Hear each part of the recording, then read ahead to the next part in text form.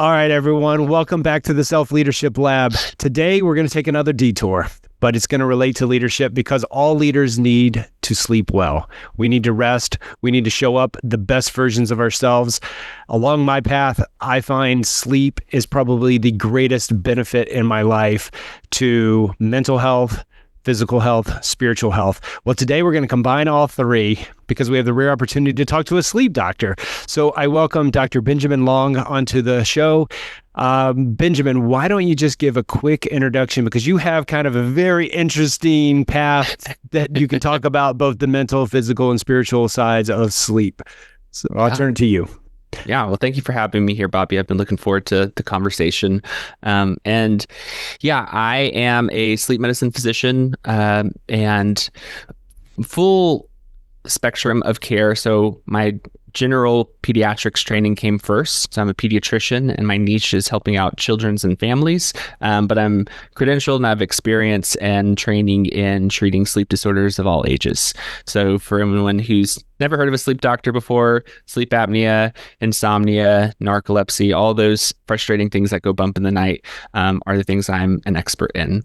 And really, I just happened to kind of fall into it. I happened to rotate on sleep medicine, and it clicked for me, and I enjoyed it and decided to pursue it. So much so, I was like so unexpected, like of a pivot in that when I was an intern in my like orientation after, for people who don't know, you have 4 years undergrad, 4 years medical school, and then you do postgraduate medical education training, typically called residency. And I was in my orientation for that, and there was someone who was kind of leading a breakout room, and they introduced themselves as a sleep medicine fellow. And I was like, sleep medicine? Who would want to do that? That sounds so boring. It turned out 3 years later, it was me. So I just really fell in love with this interesting overlap because everybody sleeps. And so it's a really interesting niche to have within medicine, because I can be talking to a cardiologist, or I could talk to a psychiatrist, or I could talk to a neurologist. And in some way or another, sleep touches any of those organ systems or any of those medical specialties. And as I was in my training, and I also was just kind of in my own journey of thinking about being a person of faith, how I bring my full self to my work in a way that is, I guess, aligns with my values, but also respectful of my patients as well. And so I started thinking about that in the context of sleep. And what came to the forefront was that there are these really interesting parallels that I'm hearing my patients talk about their difficulty with sleep. And then I'm also reading in the Psalms, and the psalmist very frequently talks about their difficulties of, being awake at night and the suffering that they are experiencing, and kind of expressing those things. And I was like, there's something resonating between these two things, but I didn't have the concepts or the framework to really put my finger on it. And so that led me on a journey to go to seminary. And that's what I'm in the middle of right now, to get a theological education on sleep, which is not an easy, there's not a sleep theology degree, but I'm really blessed to go to an institution that allows me to adapt my curriculum toward that interest. And to really explore how have Christians throughout church history thought about sleep, and what does the Bible say about sleep and sleeplessness, and how can I bring those kind of nuggets to the patients that I serve? Awesome. A quick question comes to mind, off topic a little bit, but how many sleep theologians are there, would you say, in the world? Are there others, or are you going to be the very first? There are others. Yeah, no, there certainly are. Along the way, I picked up articles, and there are a couple of books. One in my book that I had talked about that was really influential for me was called Theosomnia, that was written by a bishop out in England who, did a long kind of theological reflection on sleep specifically and thinking of it from a Christian worldview. But it's certainly few and far between. But it was really encouraging as I kind of stumbled across those things. Because at the beginning, I was like, am I crazy? Like, this is not something that people study. And, most people react positively and like, oh, that's interesting. But it's, I did feel like I was a little bit of a fish out of water, I guess. And just like, what am I getting myself into? Or what am I really trying to even say or study? Yeah, no, and certainly you didn't do enough school in your to get your medical degree. So why not go and do some more school, right? I mean, so many doctors, MDs lately that are going to like these third and fourth degrees, and it's like, man, what's wrong with you? Because when I'm finished, well. I say I'm finished. I kind of have an inkling to go back to. I think it's just certain people like it, but hey, we digress. But let's get back to sleep and sleep in general. You know, I told you when we first met that, I came from, a lot of health improvements, lost a lot of weight, started working out a lot. And sleep was kind of one of the last elements that I integrated into my routine or my protective space. But yet at the same time, sleep has become the most beneficial thing to me. It's like you can work out all you want, but if you don't sleep enough, the recovery's not there. And I know the body, and you can probably give us all the nerd science behind it and all that. And I kind of like to dive a little bit, probably more than you probably would imagine. But I'd like for you to want to explain the importance of sleep and why we get so much benefit from it. And then I guess a second question would be, we're starting to see this. We're starting to see this on all the podcasts, all the influencers talking about sleep, but yet it's the one thing I observe that people aren't protecting or aren't listening to. And I kind of want your thoughts on that. So I know that's a loaded question. Take as much time as you want, but let's just start with why is sleep so important from the science perspective? Yeah. From the science perspective, there was a popular book that came out late 2010s, Why We Sleep by Matthew Walker, that does a really good job of like talking about sleep education and why sleep is important. But actually the why of sleep is something that scientists still kind of disagree about, because for a long time, you even look in the Bible, there's like a verse in, I think it's Isaiah, where the prophet says like, I awoke and my sleep was good to me. So it's like, for all of human history, we've known that sleep is refreshing, that you wake up and you feel better. And of course, scientists don't like to use the words feelings or rely on that necessarily like insight. And so, there's a theory of like, okay, well, it replenishes and kind of our bodies and our energy. When you go down to the cellular level, then you're getting, reparations of damage that are happening to the cells at a cellular level, and this kind of circadian rhythm kind of pattern too. So there's that aspect of it. Practically, when I'm talking to my patients and trying to bring that, all that down to a shelf that's really helpful for people, I like to think about it as through the different stages of sleep that we go through. So if you're not familiar with it, you have non-REM 1, 2, and 3, and then you have REM. REM stands for rapid eye movement. So that's the period of the night that we typically think about dreaming, even though imagery that you have in your mind that you experience in sleep happens throughout all different stages of sleep. But the weird, wacky, I'm back in high school and I have to take this test that I don't know anything about, that typically happens in REM sleep. And then non-REM 1, 2, and 3. 1 is where you enter into sleep, except for a couple different populations. But typically it's very transitional, very short. Non-REM 2 is where we spend most of the night. And then non-REM 3 is called deep sleep. Some older literature might also say stages 3 and 4, but then we relatively recently combined those to just one stage. And so I like to tell people that non-REM 3, it is predominantly a parasympathetic process. So if you know anything about your nervous system, parasympathetic, that's your rest and digest. And so really, when we think about those positive benefits for the body, then there is some association of that with that deep sleep and making sure you get that deep sleep. I'm oversimplifying here. All of sleep is important for your body, but you can think of getting that deep sleep help to kind of slow things down, get to that parasympathetic, that rest and digest, and to your body to recover. And then REM sleep, we know, is actually really good for your mind. So when we think about, that's a whole other tangent of like, why do we dream? What are the purpose of dreams? And sleep science still, that really frustrates people too, because dreams are not a physical phenomenon, in that I can't draw dream levels from your blood and be able to say specific things about dreams. I have to rely on reports from people for their dreams.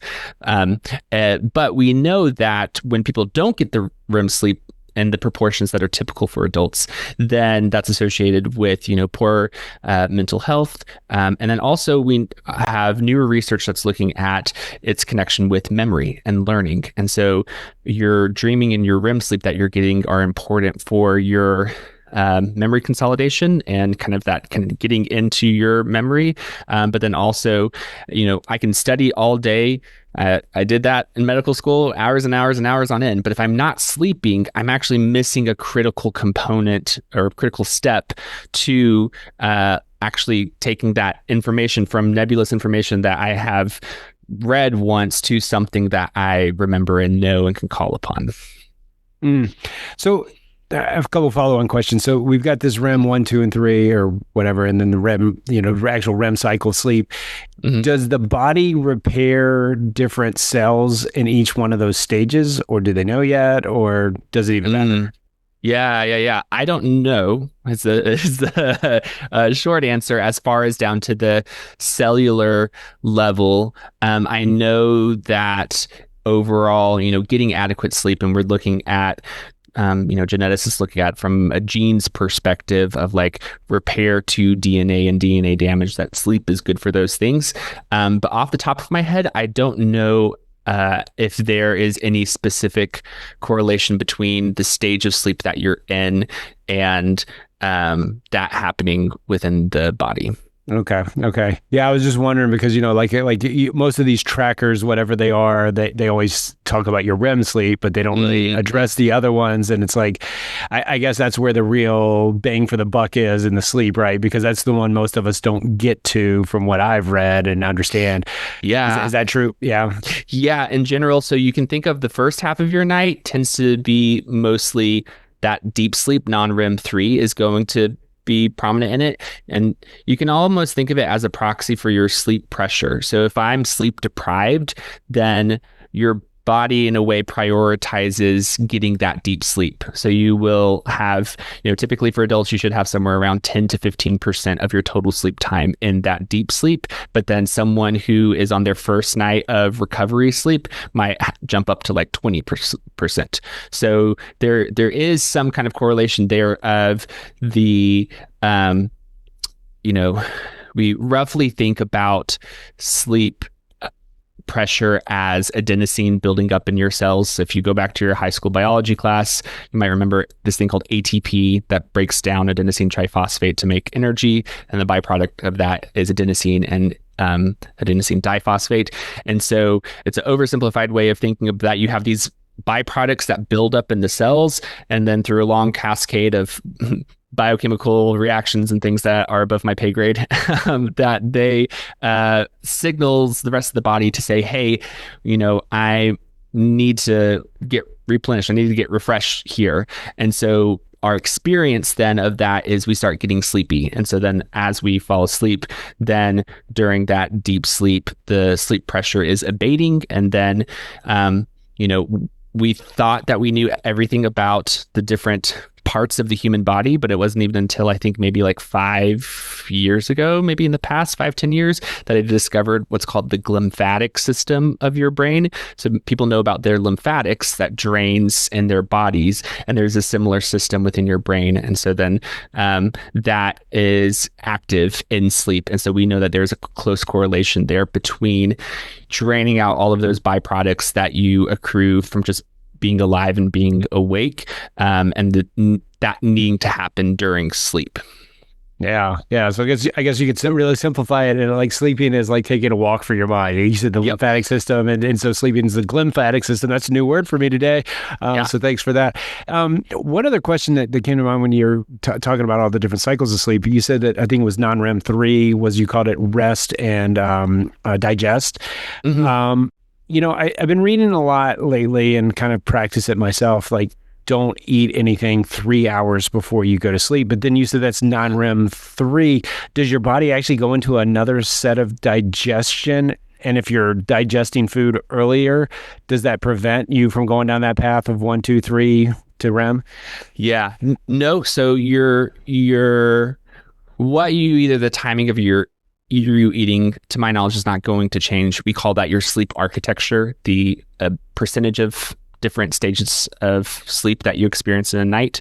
It doesn't change that. And then I did remember, I forgot to say that you asked about REM and missing that REM sleep. That's predominant in the second half of the night. And so because if you curtail your sleep, if I'm a person who needs 7 hours of sleep and I only get 6 hours, you are missing that last hour. And just by the fact that REM predominates in the second half, most likely you're missing a chunk of your REM sleep. So just wanted to make sure I went back to that. Yeah. So if you wake up early, hey, and while you're on that topic, some people say like when you wake up, like you need to be asleep for a certain amount of time to get back into REM. So like, let's say you're the 7-hour person and you wake up at hour 6. Yeah. Do you advise people to just get up, or do you say staying in bed for that extra hour? Like, let's say there's something you had to get up for or whatever, you couldn't let your body wake naturally. Would you say stay asleep, or would you say get up, or try to go back to sleep, or get up, I guess? Right. No, actually our REM sleep, we think that there may be some amount of what's called like a circadian coupling. So I've talked about sleep pressure and that building. So that's one of the processes that regulate your sleep. You might have heard about your circadian rhythm. So that's this like waxing and waning. You can think of it actually as an alerting rhythm. And the best way to wrap your head around that is if you think about being sleep deprived for 24 hours and that next morning, you might notice mid-morning, either you get a slight burst in energy or you're just not as sleepy as you were an hour ago, which logically doesn't make sense because you're like, I've been awake now for 26 hours. Why am I not sleepy? And that's because your body has been entrained to be awake. And so you will not feel as sleepy. And so then some people, they get into this, situation where they're like, oh, okay, I'm going to just eat some breakfast or do some things and kind of stuff like that. And then they fall off a cliff, once it gets closer to midday, when they actually start feeling sleepy again. And so we think that your REM sleep, there seems to be that there may be a close connection between that circadian rhythm and also when you actually experience your REM sleep. So there's not like a specific number or time to have to get back into REM sleep if that's the time that your body typically experiences REM, if that makes sense. Yeah. So you're just saying you just automatically would just enter back into that because... Exactly. Okay. Yeah. Okay. And an example of this actually is that when we do a workup for narcolepsy, part of the testing for that is we have you do 5 naps the next day after a sleep study. And for some people who have what's called a delayed sleep-wake phase, these are like my super night owls who their body does not want to fall asleep until like 2 or 3 a.m. And then they want to sleep until like 11 a.m. noon. And if they sleep in those parameters, they're totally fine. But if they are in a normal American 9-to-5 society, their body doesn't want to adjust to that. And so sometimes I can get a false positive on my narcolepsy workup because it looks like they're going into REM super fast, which is what happens for people who have narcolepsy. But actually, it's just because that's the first 2 naps of the morning are the time when they are supposed to be in REM, or when they could be in REM if they extended their sleep, if that makes sense. Are there any theories on why that is? Because I know, like, I wear an Oura ring and it tells you what your circadian rhythm is, and mine's like a morning person, and it says that less than 10% of people are morning people. Yeah, and is that because I trained it? Because you'd think that in society today, especially like with all the technology we have, like basic technology like lights and computers and all these kind of things, you'd think that we'd all kind of like be adaptive to like being a morning person, right? Because that's what seems natural to me. The sun comes up, you get up. The sun goes down, you go to sleep. Yeah. I would argue maybe even the opposite of, because we have even just light bulbs in your house, let alone screens, and that I can just keep those on later into the night, then oftentimes I sometimes have a difficult time of figuring out, does someone's circadian rhythm, is it truly delayed, or do I just have a lot of input saying it's still time to be awake because I'm on screens, but then also behaviorally I'm doing my homework, or I'm, answering emails, I'm doing all these things. And so I'm delaying my bedtime. So I'm functionally like I'm a night owl, but actually if I strip all those things away, my body goes back to like kind of typical hours. That's kind of a diagnostic dilemma I sometimes get myself into. It's almost like you're forcing your circadian rhythm because of your activity, not because of what your body.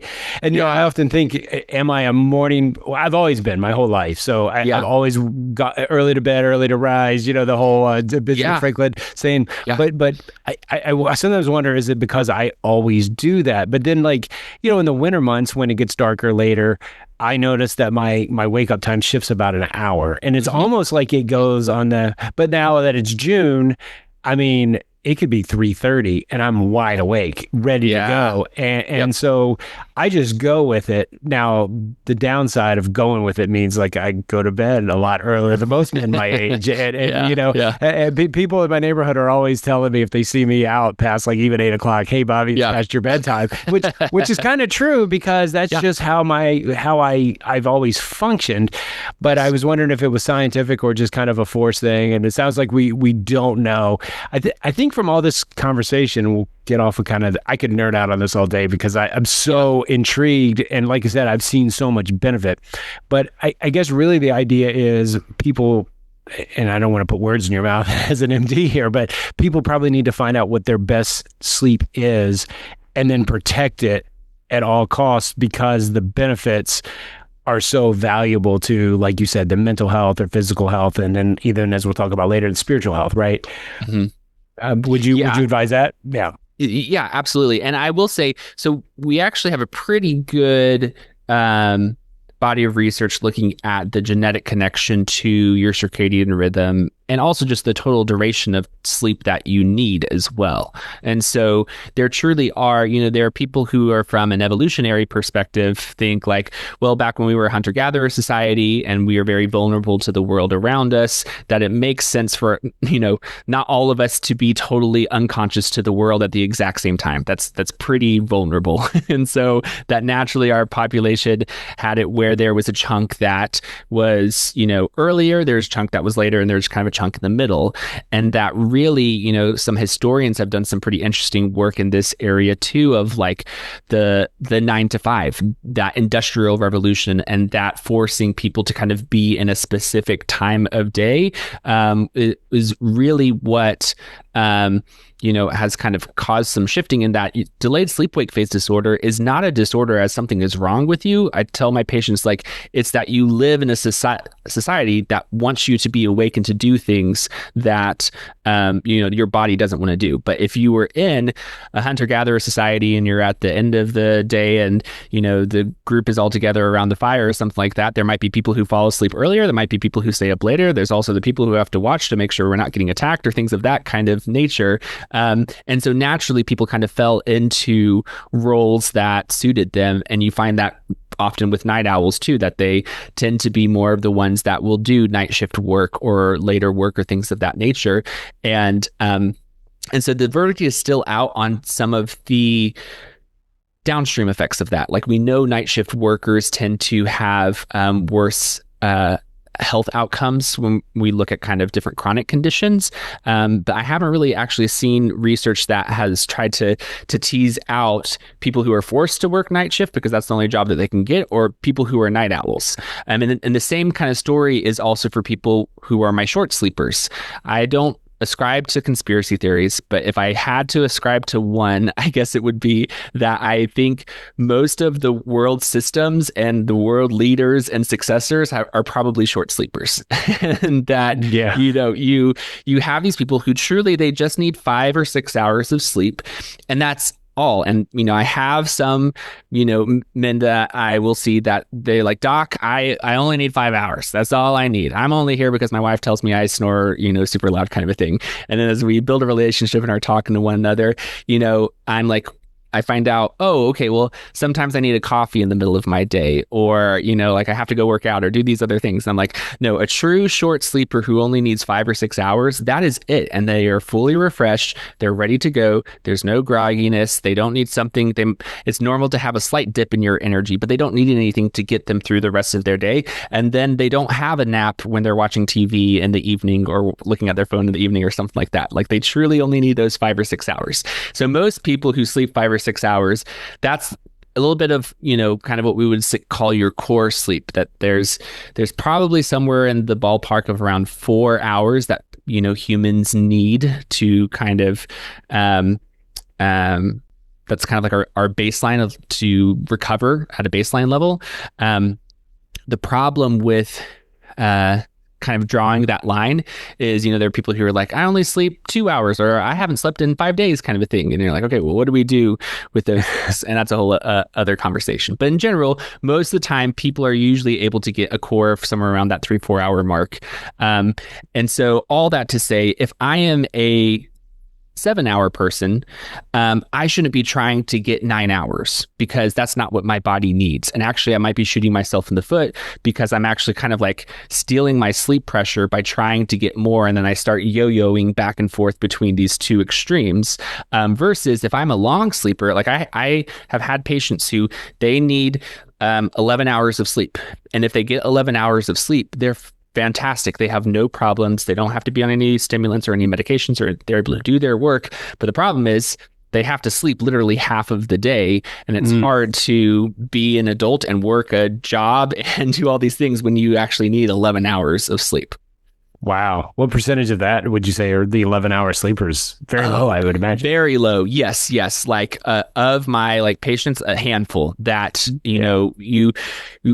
when we think of narcolepsy, that's where there's this kind of instability between wake and sleep. And even if you get 11 hours of sleep, it's not good, refreshing sleep. And so that's kind of usually I discover my long sleepers because they are labeled as narcolepsy. But then when we do the full workup, it's negative. And then, through kind of doing some more investigating, we find out, oh, okay, if we give you this and we just keep you here, then you're good.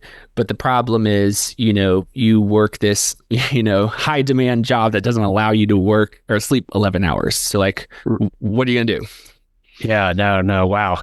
We could talk about this for hours, but I'm sure the listeners probably are like, I have no problem with sleep anymore because these two guys are just going at it. But I, when I open this up and I give you the double question, which I should never do as a coach or a podcast, but well, let's go back to it. So you gave us all the goodness of sleep, and you told us kind of how we can figure it out for ourselves, and I mean, vaguely, but at the same time, we all hear sleep is good. You've said sleep is good. I've said sleep is good. We could go read the book, that you mentioned, Why We Sleep, which is fantastic. I recommend everyone to pick that up if you want to know more about sleep. But why do so many people, you think, just ignore it? Yeah, I think part of that is our culture, our society, that we live in a 24-hour commerce, that requires, manpower in order to kind of keep things moving. So I think there is a pressure to do that, as well as ambition and, focus and, reaching your goals. All of those things are rewarded in our culture as well. And so, if I have a high performer at my place of work and they are getting everything on their to-do list, I'm not going to be like, hey, actually, are you getting enough sleep? I noticed that you're the first one here and the last one to leave, but how much sleep are you getting? No, as you're probably going to reward them and give them a reward because they've done some amazing things kind of at work. So I think some of it is that sleep is not the default, highly prized within our culture. Yeah. That's why we have to be more, to go to the self-leadership theme of the show. I mean, that's why we have to lead ourselves to the amount of sleep that we need. And, I think once you guard it, again, it's like one of these things, if I could give you a pill and you could feel the impacts of sleep that is right for you, you're going to do it and you're going to see those benefits. I mean, before the show, I was telling you about a little debacle I had with a flight. And you know what my first, I didn't give you the specifics of it, but I meant to book a flight in the morning. I booked it at night. Well, the flight doesn't leave until 9:40. I'm normally asleep at 9 o'clock.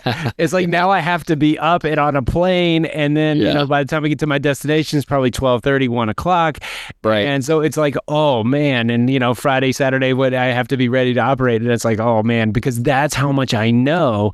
But then also I think, there are other things you can prepare for that. And, you can, I believe you can catch up on sleep. The thing is, I don't think you can catch up on it as quickly as people think. I think, for me, I mean, maybe that's independent too, N of one there too. But for me, it normally takes about a day or two.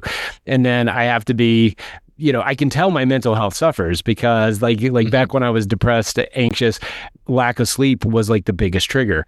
And so once you remove that, it's like, wow, I got this clear mind, clear body. I'm ready to attack the day. But now it's like, hey, well, okay, so Friday's going to be a little rough for me. And so I'll just take it easy and we'll see what it gets. I mean, because I do think, and I like your professional opinion on this, with all the trackers and all the metrics that are available today, right, wrong, or indifferent. I mean, I'm not arguing whether an Aura or Whoop's better or an Apple Watch or all this stuff. A measure's a measure, right? And do you think that people maybe focus too much on numbers? And I know earlier you said scientists don't like feelings, but people like feelings. I basically look at it just as a data point, but I don't dwell on it. If I get, 10% of REM sleep tonight versus 12 tomorrow, I'm like, wow, no wonder. I'm not that into it. I just like to see it because I like to look at it holistically. Like, what am I eating?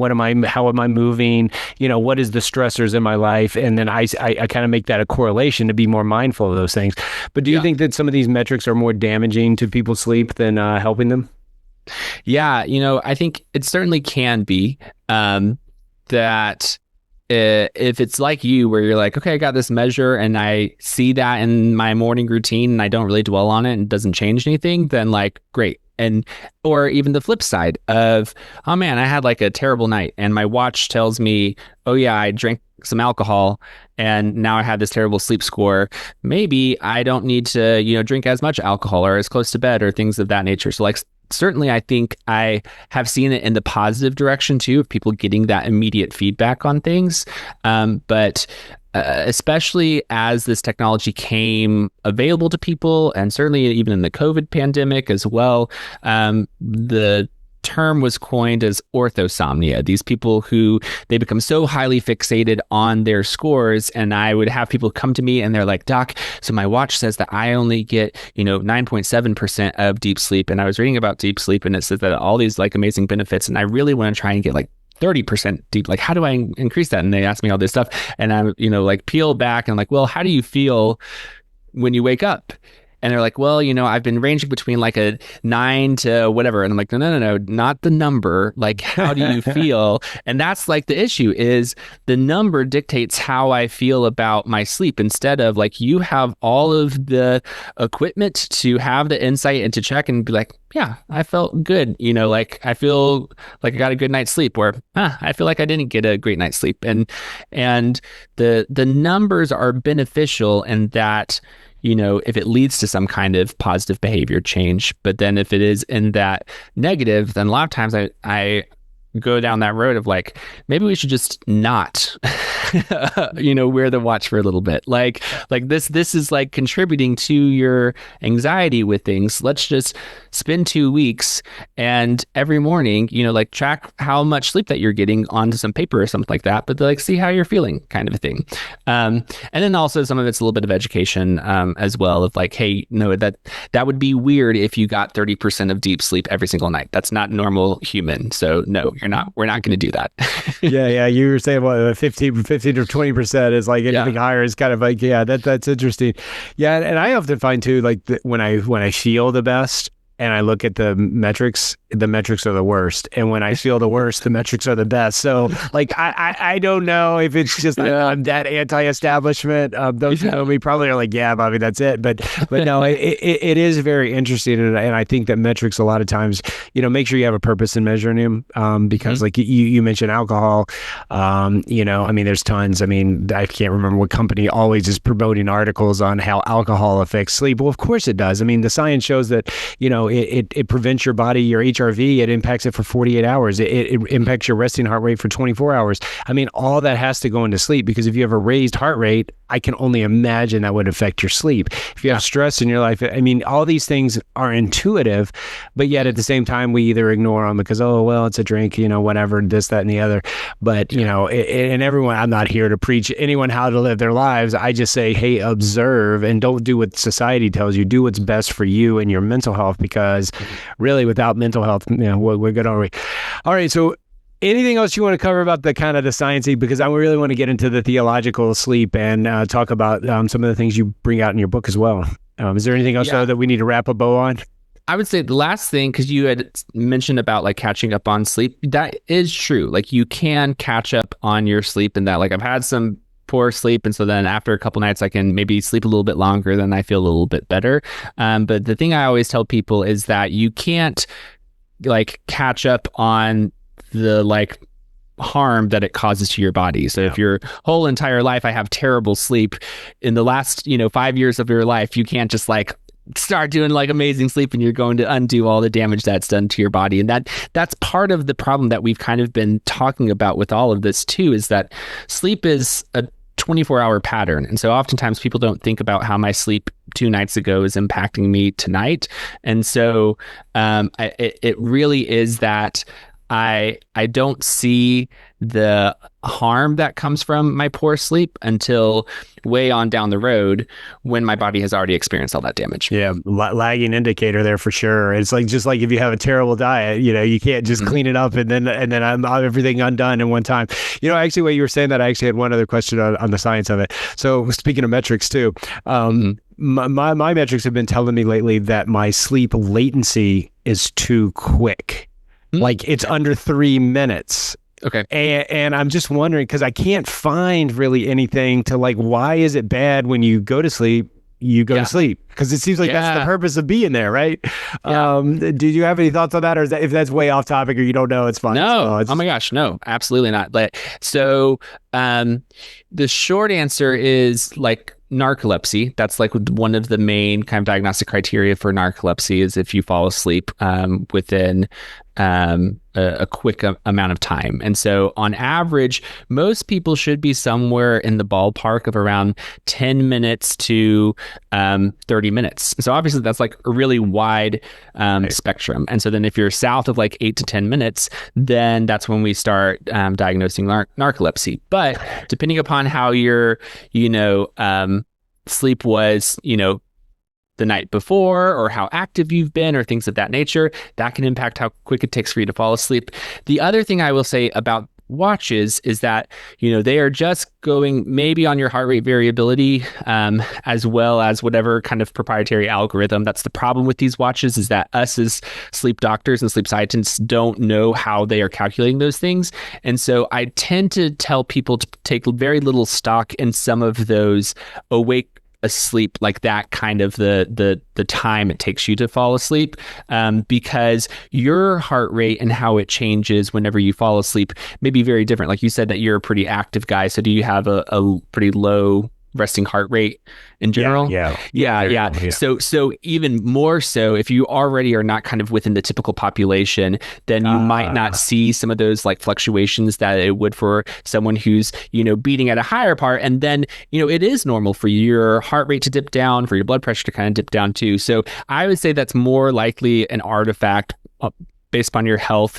But then also I tell people, I use wearable data with my patients if I'm in kind of a tight spot and like that says I sleep on average like 7 hours, then I'll use that, because especially the longer you use these devices, it can be a good rough estimate of that, but nothing can replace actually looking at your brain waves and knowing when, that's happening in the night. Yeah. That makes sense. It's funny you said heart rate. One time I was I think I was wearing an Apple Watch at the time. It kept telling me that I had a dangerously low heart rate when I was sleeping. So I asked a doctor and he said, no, a dangerously low heart rate is 0. He's like, you're fine at like 35. He's like, it's fine. It's just who you are. Go on. Basically, throw the watch away and just live your life, man. You're good to go. Yep. But well, great conversation. At least from my perspective, I could talk about this for hours because it's so amazing to me, and I know it's kind of like I don't want to say pseudoscience, but to a non-scientist, it's kind of pseudo because a lot of it is feeling, and you can't prove it. I mean, you got the brain waves, and there's all these sleep tests you can do, but most people probably A, don't need it, and B, don't want to spend the expense for that just to optimize. There are those guys that you see, like the Brian Johnsons. I don't know if you know that guy, all the stuff he does for sleep and everything. But let's switch topics then to the whole theological implications of sleep, because you have written, for those who are watching, this book, Sleep Habits. It's Sleep Habits Journal. This is really, really cool, and it helps you think about sleep probably in a more healthy way than like the metrics that we were talking about earlier, because it kind of gives you some sound observations. And again, I never want to discount someone's observations, because I guess I'm a social scientist, and it is observation, right? It's qualitative, right? It's what's your quality, and I think this book brings it. But talk us a little more. I know you gave an introduction about how you want to see how the Bible relates to sleep, but take time to tell a little bit more about what you found and what's in the book and that sort of thing, to kind of help us rethink sleep from a spiritual perspective. Yeah. So part of the story of the book came from just serving my patients, and I get a spiritual history when I do my kind of intake and just ask people, do you have it? Is religion or spirituality an important part of your daily life? And then a big chunk of my patients would say that they're Christian, and they would say that prayer or Bible reading and things of that nature were important to them in their daily life. And yet, when I went that next step to say, like, okay, well, how do you call upon that religious identity whenever you're faced with your difficulty falling asleep or you can't fall back asleep? Then they would like stare at me like I had a hole in my head and be like, what? Kind of a thing. So it was this gap and this odd disconnect of, people not utilizing prayer or Bible reading or coming from that place to cope with their sleeplessness. And so I wanted to bridge that gap. And then, like I was saying, as I was reading the Psalms, I came more to realize that what I was learning in insomnia management, it's called the stimulus control instructions, really resonated with what I call in the book the sleepless night rules. And so it was just these guardrails of, if I'm experiencing sleeplessness, how can I respond to it? And if anyone's familiar with cognitive behavioral therapy for insomnia, my sleepless night rules are almost identical to some of the stimulus control instructions, except at the very center it says to connect with God and wait to feel sleepy. And so it's this idea that if all of life is part of the spiritual life, then that doesn't stop when my head hits the pillow. And so really trying to, I guess, using a Christian term, baptize our imagination to see the night as an opportunity to connect with God, and not my sleeplessness as just a barrier that I have to overcome. And there's a lot of that's going on with that claim too. So, I'm making a theological claim about, how I think we should respond to our sleeplessness, but then also I'm coming from a medical perspective to know, like we talked about a little bit with orthosomnia, if I'm focusing on how terrible my night is and how frustrating I can't fall asleep, that actually makes me more anxious and makes me more ramped up and actually makes it more difficult for me to fall asleep. So part of it is also a little bit of a subtle distraction too of like not focusing on the problem and trying to focus on something else. So it is kind of working on a couple of levels in that way too. But as I was reading through the Bible and just looking at mentions of sleep, really the Bible casts sleep as a gift. Most prominently that comes out in Psalm 127, where it says, "For he gives to his beloved sleep." And interestingly, the beginning of that psalm really resonates, I think, for a lot of my entrepreneurs and, type A kind of go get things done. And it starts with, "Unless the Lord builds the house, those who build it labor in vain. Unless the Lord watches over the city, the watchman stays awake in vain. It's in vain that you rise up early and go late to rest, eating the bread of anxious toil, for he gives to his beloved sleep." And so it's this real connection with, we can do a lot. Like people, are familiar with like a stoic kind of framework of things. I'm going to be disciplined. I'm going to, kind of put effort towards this. But and a lot of Christianity parallels and agrees and resonates with Stoicism. But I would say from a Christian framework, then that psalm kind of shows that there's this kind of collaborative reception that's happening with my work and my effort. And it's not saying don't watch over your city, don't build your house, because then I'm going to not have a home to live in, and I'm not going to have a city that is going to be able to, operate. But it's saying don't think that you have control over what goes on in the outside world, that unless God is present in it, then whatever you are striving for, the discipline that you're trying to have, or these efforts, or what you're trying to achieve, are going to be in vain. And so all you're going to get from, rising up early and going to late to rest is the fruit of your own labor, which is this anxious toil. And so then it flips that narrative on its head to say, God is giving you sleep as a gift, that this is a good thing for you to receive. And that is just a fundamentally different claim, certainly in our secular kind of framework, that we don't think about sleep from that perspective. And then it just changes my posture and how I receive sleep and how I'm thinking about it. Yeah, no, that's like I said, it's been missed on me, and I've been reading Psalms all my life, and that's the first I've ever heard. In fact, the only biblical reference I think I remembered prior to meeting you and looking through your book is that when Elijah came down from the fire, and he was so depressed, and he slept, and that's how he recovered, was through sleep, right? If you remember, The angel came and gave him food throughout the night, throughout his period, but I can't remember how long he slept, but it was a long time. And you brought up another interesting thing about the parallelism to Stoicism, and I didn't even tell you this, but I'm currently writing a book comparing Scripture and Stoicism together and seeing the similarities, and that makes me kind of wonder what Stoics think about sleep, because I don't think I've come across that yet in my research or writings, but I like that whole concept about control what you can't control. And you said, hey, for my entrepreneurs, my overachievers, my type A's earlier, as someone who used to be in that arena, you definitely see that. You don't see sleep as a gift. You see it as a deterrent. You see it as an anti-gift, if that's a thing. And I think having that presence, a lot of times Christians will talk about seeking the will of God. Well, I think that the will of God, and if you look at the life of Christ, there was rest. I mean, there's very little written, if you think about it, in the four Gospels, because same story several times, but all of them talk about his rest and how he prioritized rest, and not in those words, so to speak. I mean, that's more, our language of today. But that's a very interesting. Have you found that when people start kind of, I guess, associating sleep with a gift, that it helps them kind of relax or calm down, maybe even get better sleep? What have you found since you've published this book? Yeah, I mean, informal anecdotal feedback, yes. I think in that it shifts our worldview. When you think about, everyone comes with some kind of whether we're calling that a worldview that I'm operating out of, with all of my kind of assumptions and stories that I've received, or social imaginaries is another conception of it as well, that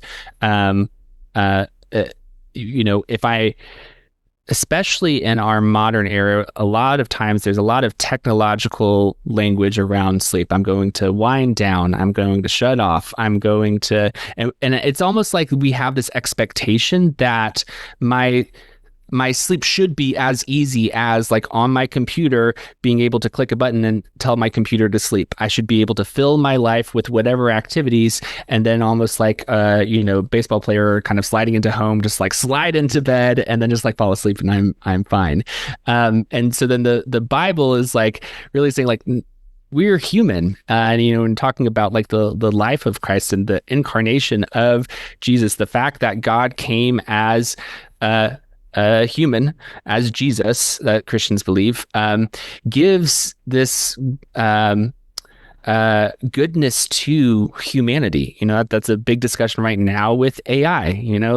As Christians, we don't believe that God has orchestrated everything in order for God to come in the form of AI. He came as Jesus. And so that adds, something to the conversation about our humanity, and that touches all of life, and including our sleep. And so I think that I think it shifts how we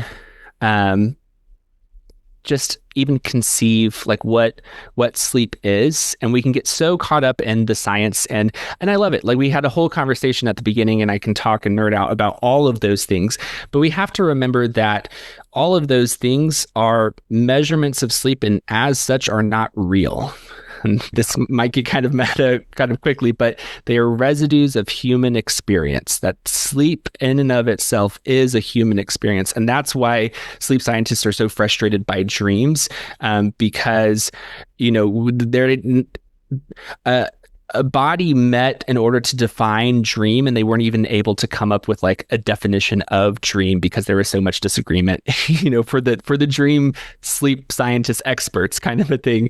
And so the gap and the blind spot that occurs because of the experience of it really frustrates scientists, but that doesn't frustrate the Bible at all, or Christians. And so seeing sleep as this, openness to God, literally in Revelation. So you see dreams come up all the time, and the Bible is communication from God. And for most of human history, that we have thought that there is a realness to dreams that is more so than the waking life. And then Freud kind of came and ruined that for everybody. But yeah, I'd say it helps in that, exactly what you said earlier in this podcast of like, I don't have to receive what my culture says about sleep as gospel, that's the only way for me to look at it. And that's the beauty of the gospel for Christianity, is it can shine on anything, and it's going to reveal new facets that you don't see without it.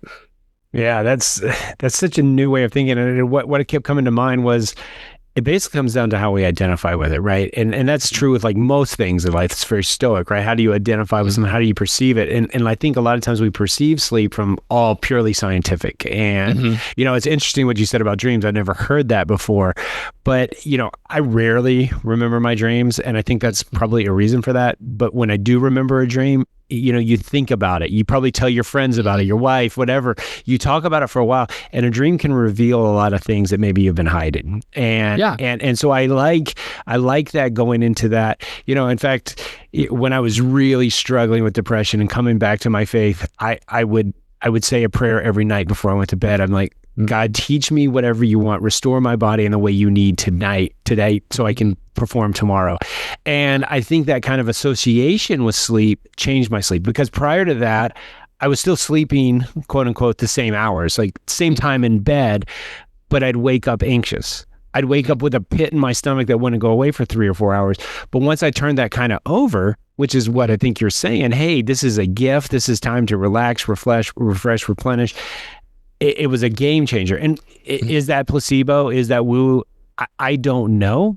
I can just tell you my experience, and it sounds like what your experience is, and then what the Bible tells us is it may be the reason, and I think that's probably why science can't put a thing, a measure on it, or even a definition of like what a dream is. Sometimes who cares what the definition is? If you enjoy it and you learn something from it, it's great, right? It's like, if you prescribe someone a sugar pill versus a full medication and they improve, does it matter why the improvement happened or the improvement itself, right? And I think a lot of times, because sleep, like I said earlier, a lot of us ignore it, but maybe it's because the way we approached it was wrong. Maybe it is too metric-based. Maybe it is too, hey, I've got to take 8 hours out of my day that I could be producing or creating or whatever. Well, think about all the things you create. I mean, how often and then I know when you were in med school, for sure, you were sleep deprived, but when you finally did get some good sleep, like how many of the papers that you wrote or the things you were thinking through, the tests that you took, it became so much clearer after you were well rested. And I do believe that's kind of like, in the Bible it says, be still. Well, how more still can you be unless you have restless leg syndrome, or according to my wife, I sleep like a starfish. I don't know what that. So what I learned today is I'm not narcoleptic and I'm not diagnosing myself with anything. But like you be still, right? And if you can take that time to still, because how often do we do that in our daily life, right? We might hear it on church on Sunday and we're like, oh, this is great. I can be still for this 2 minutes. But how often, like if you just took 5 minutes, like if we took 5 minutes of silence right now, you and I, first of all, it'd make the viewers very uncomfortable, but it makes you uncomfortable probably too, right? 5 minutes of stillness is long, but maybe that's why sleep is there, and maybe it's biblical. Any final thoughts on the Bible and sleep? And of course, I encourage everyone to, when we'll tell them how to get to your book, check this thing out. But any final thoughts on that before we wrap this thing up?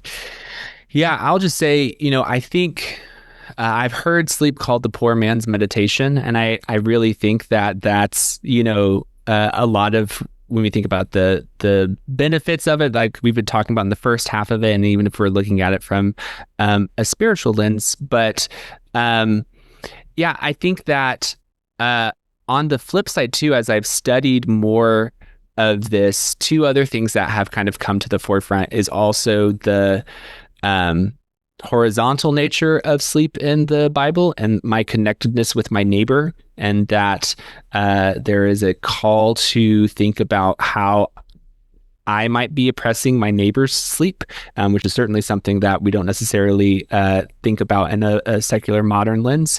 But then also, if you look at church history and other narratives, we've talked about Jesus resting, and you think about Jesus sleeping on the boat, but then there's also narratives of Jesus awake in the Garden of Gethsemane and praying on the side of a mountain. And so for parts of church history, actually, for a lot of church history, there has been more emphasis on those texts rather than the latter, and sleep was actually seen in more of a it's nuanced, often negative, but also accepting that they can't get away from having to sleep, and so I think that that's something else that's missing for us in our sleeplessness, and I don't think God necessarily is wanting to force us to not get the sleep that we need, because we've already said that he gives sleep to his beloved. But we've lost a little bit of the muscle to what early Christians called watch, to watching for Christ's return, but also this kind of prayerful attentiveness that traditionally happened in the night, that's still present in some different forms of Christianity and faith tradition. But that was kind of something that I wanted to bring to the book, as well as that if this sleepless night is a part of my spiritual life, and then it's brimming with opportunity for me to meet with God and for something to happen. And so I think that's, what I want to leave people with is that mind shift of not necessarily just focusing on, I need to get the sleep that I need, to God will give me the sleep that I need. And, maybe my life is so filled and so busy, and I've done so many things today that God's bringing me to this point because he has something for me. And so I'm not saying that's necessarily true, but we certainly will not receive that if we don't even consider that being a possibility. Oh, I love that. Yeah, just be open to it, be willing. Who knows what you can learn from it. Don't. It's not all about you. It might be bigger than you. It might be a lifestyle change. It's like I think that's why there's allergies in the world too. It's like, hey, this isn't good for you. Like, don't eat it. Humans are the only species that will eat something repeatedly that like interrupts their digestive system. I don't see that. I've never heard of another animal that does. I mean, sure, animals do puke because people are like, oh, whatever. Right. But no, off topic once again. But yeah, I think that's powerful for sleep. Why don't you tell people how they can get in touch with you, how they can get your book, if they're interested in learning more? Yeah, so the easiest place to go to would be sleephabitsjournal.com. That'll take you to my website with all of the different retailers. If some of y'all are listening and you're like, I like to go to a bookstore to buy my book, I don't want to get it online, Barnes & Noble is probably your best bet. It's in certain kind of stores across the US, but otherwise, all of your typical retailers online will be on sleephabitsjournal.com. And then that also takes you to my website so you can connect with me further. I'm most active on Substack. I have a Substack called the nocturne, that I say most active. It's ending up to being maybe more of like a monthly thing that I'm writing as I'm trying to finish my seminary degree, and commit to that. But if you're interested more about sleep theology, this crazy interesting intersection, then that's the best place to connect with me. Oh, fantastic. Well, I'm certainly going to check out your Substack too. I didn't know you had one. So you'll get a subscriber today from me, because it's a very cool topic, and best of wishes and success in your degree. And I look forward to seeing what's next, what's going to come out from this. Maybe it's a follow-on book. Maybe it's, who knows, more delve into it, because I truly enjoyed this conversation very, very much. So thank you for coming on and giving us your time. For all you listening, we talk about self-leadership here. Let's begin with how we sleep tonight. Let's lead ourselves, how we sleep, how we perceive sleep. Don't get overcaught in the metrics. I talk about that a lot, but maybe this is the miss. Maybe just take sleep as it is, as a gift, as Benjamin told us, and just see what we can do to become better leaders through our sleep. Thanks, everyone, for listening. Have a wonderful week.